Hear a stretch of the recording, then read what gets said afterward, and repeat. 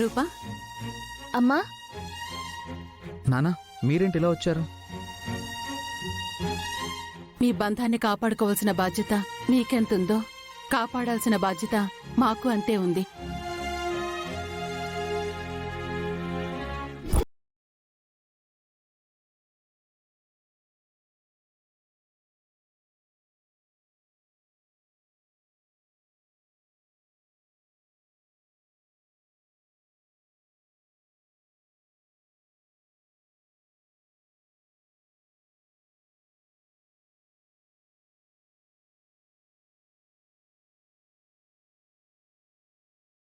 హనీమూన్కి వెళ్తున్నారు.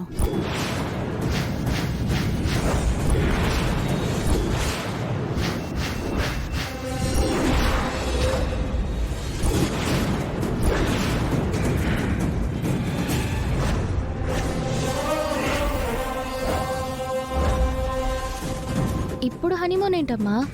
అసలు మీరేం మాట్లాడుతున్నారు? చూడమ్మా రూపా, మేవన్నీ ఆలోచించి చెప్తున్నాం. నువ్వు ప్రెగ్నెంట్ అని అందర్నీ నమ్మించాం. ఇప్పుడందరికీ అనుమానం కలుగుతుంది. మీ నాన్న ముత్యాలు అన్నట్టుగా ఈ నెల రోజుల్లో నువ్వు ప్రెగ్నెంట్ కాదు అని తెలిస్తే మీ పరిస్థితి ఏంటో ఒక్కసారి ఆలోచించండి.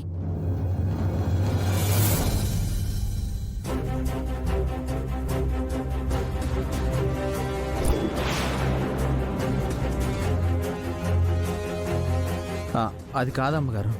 ఒరే అయ్యా, మీరనుకున్నవన్నీ జరగాలంటే ముందు అందరికీ మీ మీద నమ్మకం కలగాలి. అలాగ నమ్మకం కలగాలి అంటే మీరు చెప్పిన అబద్ధాన్ని నిజం చేయటం తప్ప మరో మార్గం లేదనిపిస్తుంది. ఇక మీరేం ఆలోచించకండి.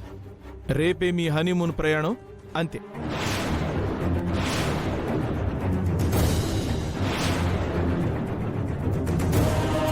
రేపా? ఇప్పటికిప్పుడంటే ఎలా అమ్మా? మన దగ్గర అంతకు మించి టైం లేదు రూపా.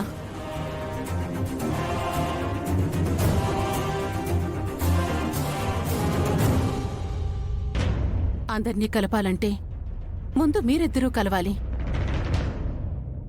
అమ్మా, అది కాదమ్మా. ఇంకేం మాట్లాడుకు రూపా. నన్ను మీ నాన్నని కలపాలన్నా, రాజుని నిన్ను మీ నాన్న చేరదీయాలన్నా, ముత్యాలు నిన్ను కోడలిగా స్వీకరించాలన్నా మేం చెప్పినట్టు నువ్వు నడుచుకోక తప్పదు.